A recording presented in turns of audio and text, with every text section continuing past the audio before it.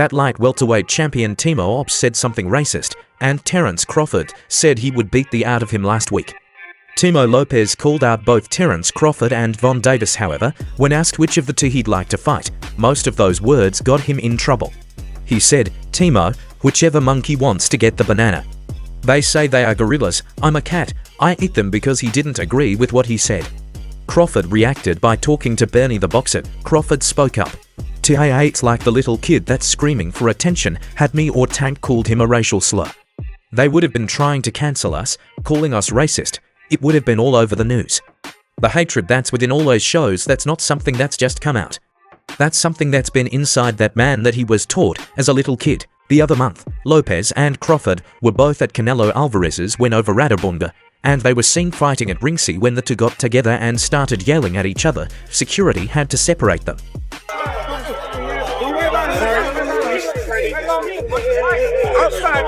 Telling what happened, Crawford said he sees me and he's laughing and saying we are going to fight, and I had to check his dad because he slapped me on my shoulder trying to get some attention after my fight, and it's on camera, so I go to his dad, "If you ever put your mother hands on me again, I'm going to beat your ass," and he's like, "We just want the fight," and Tamo it's like, "No, we just want the fight," and I said, "Shut your up," when grown. Folks are talking. The incident became more heated, according to Seth. He further said, "And now I'm pointing in his dad's face because now I'm getting mad." Then Tail was like, "You want to fight outside?" And I said, "Yeah, you're going to fight outside, mother. What are you talking about?" Then the security come in and now he is getting bold. "You don't want the world to see you lose." And if that was my dad, I don't give a where we are at Mig. I'm going to clean you up. Since his loss to George Coso Jr., Timo Lopez's work has been under greater review with the exception of the Josh Taylor fight. The takeover has been attacked for the way he fought against the likes of Sander Martin, Jermaine Ortiz and Steve Claggett. However, a big fight would go a long way toward getting his career back on track. Probably, that could be the reason why he must have felt it so tempting to call out Terence Crawford and Devin Davis. On the other hand, the WBO has accepted a 10-day extension request by Terence Crawford to continue talks with unified junior middleweight king Sebastian Fonda. The two boxers have until October 10th to agree before a purse bid is made, but CRA is degrading Fonda before they've even signed for a fight. Crawford said he heard Sebastian Fonda was knocked out in practice by former WB champ Israel Moth. Crawford doesn't like that Fonda has suddenly shown interest in facing him after being not eager to face him. This makes Crawford think that Fonda changed his mind about him after watching his latest fight against Move on August 3rd and seeing him struggle to win a close 12-round majority decision. Crawford spoke up, "That's a fight on the table. If Fonda is licking his chops over my success versus Israel Madoff, then I should be licking my chops because Madoff knocked out and trained, so who should be licking their chops? That's what I heard." Crawford also said that he was offered a fight by Conor McGregor in a crossover match in the Octagon, but he turned it down. He spoke to the former UFC champion McGregor on the phone and told him he wouldn't do it because he didn't want to be kicked or elbowed. Crawford says McGregor tried to convince him to take the fight, telling him that they could make a ton of money, but he wasn't interested. You a 2-fight deal to fight Conor McGregor, one in the ring and one in the octagon. Is that true? Is that true, bud? Is that true, bud? Man, listen, man. Hey. You gonna fight Conor McGregor, dude? I told Conor. In the ring, in the octagon, bud? I told Conor to himself. You'll beat his ass? I said, hell no. Oh, yeah. You know what I mean? Like, me and Conor, they called me. You know what I mean? They called me and they offered me to fight. And I talked. Me and Conor got on the phone and we started politicking, you know, trying to figure something out. And I just told him, "Man, I'm not getting in no octagon with you so you can be kicking me and elbowing me and shit." And so he get to laughing and shit. He like, "Man, I respect that." Yeah. He was like, "Man, because you respect my sport just like I." Seth himself said that he is in the part of his career where he's trying to make it back or better his reputation. The mega fight with Canelo, something that Crawford has eyed for a long time now and is sure that he beats Canelo in the two boxing stars battle in the future. Down on your mind that you beat him? Of course I beat him. Crawford was present at the Sphere with Turkey Alec to watch the highly anticipated UFC 36, which took place just 3 kilometers away from the T-Mobile Arena, where Canelo was going head-to-head with Edgar Bongo. Both Crawford and Turkey Alec took the chance to send a message to the 3-time clear winner. Mind that you beat him? Of course I beat him. Yo, Turkey, tell the fans what we doing next. If you want the answers, Tell him we going for Canelo next. Yes. Let's him. go. Canelo, come on. You heard it from him. We are ready. Crawford's latest victory over Israel Move at 150 pounds was important not only because it marked his first fight to go the distance in 8 years, but also because it raised questions about his punching power as he continues to move up in weight classes. Analysts have suggested that as fighters ascend in weight, they may lose some of their knockout power. This worrying becomes particularly pronounced when considering a possible fight with a formidable opponent like Canelo Alvarez, who is known for his explosive strength and skill. Despite these warnings circulating in the boxing community, the 36-year-old Crawford from the Omaha STS unit fiercely articulated his desire for this mega fight, saying, "I've been wanting the fight. It's a legacy fight. It's the biggest fight in boxing today. I feel like the fight is the last of the Mohicans. I think the fight would be huge.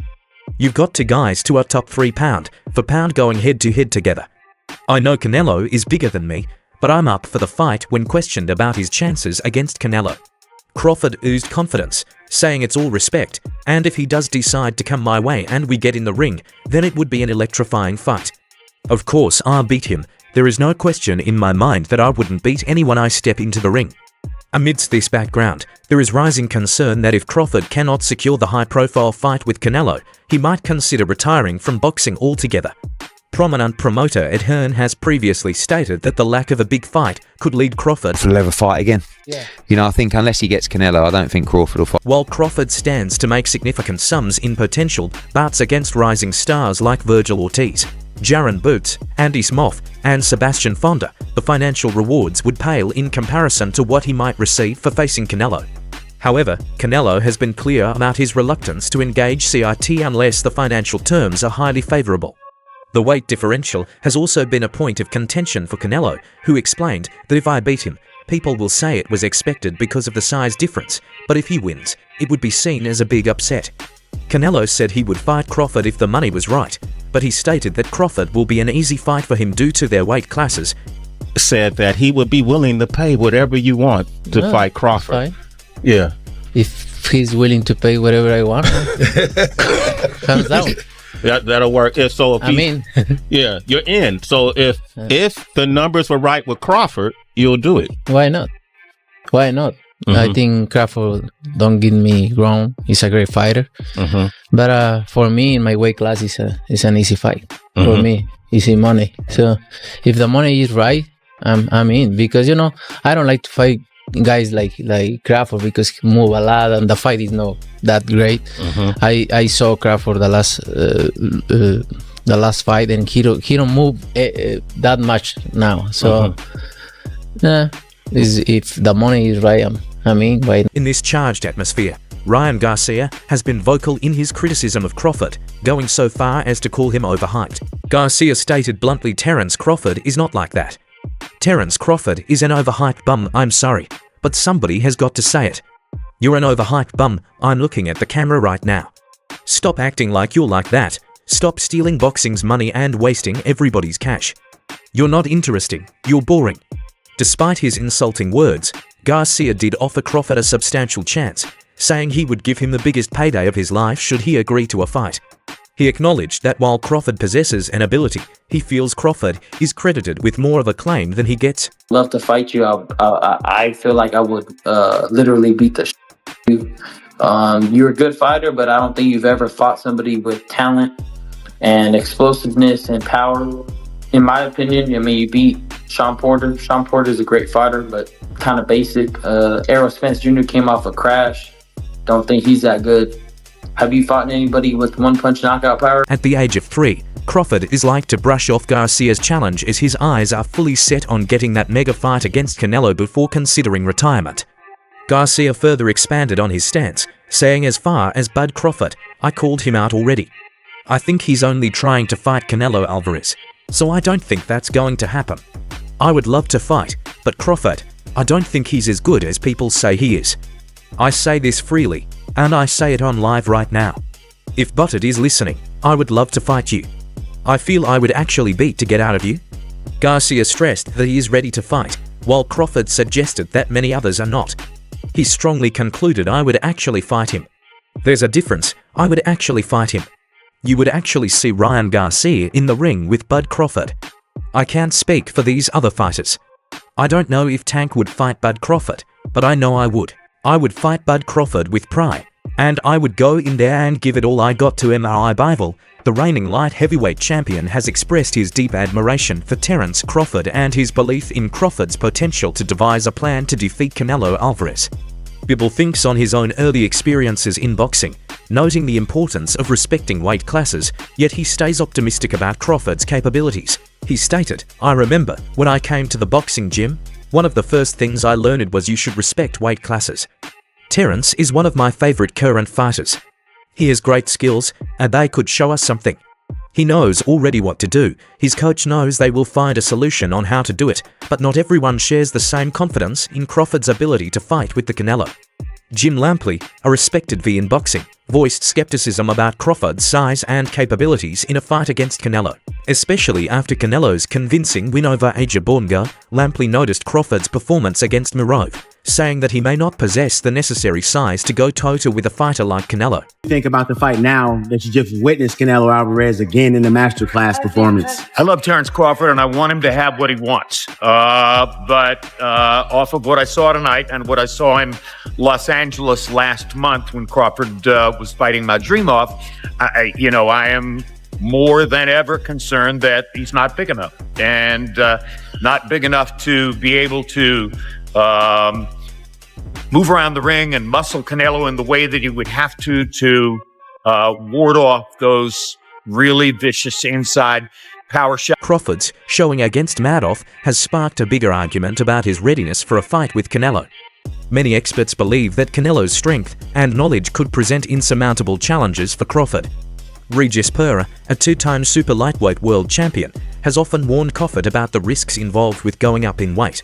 He stated, "I definitely want to see it for sure, but I don't think he can win. I definitely don't think he can win. I tell Crawford all the time, I just don't think they make weight groups for a reason." This last person he faced was hitting him stuff, and that dude was a 54-pounder, so I feel like that might be the ceiling for Terran. Crawford reaches for tough, further developed styles to make fights, but Canelo is not just a big puncher. I think that somebody like Crawford knows how good he is. If Canelo were just a big puncher, he might outbox him, but Canelo is skilled also for me. I just can't see him beating him.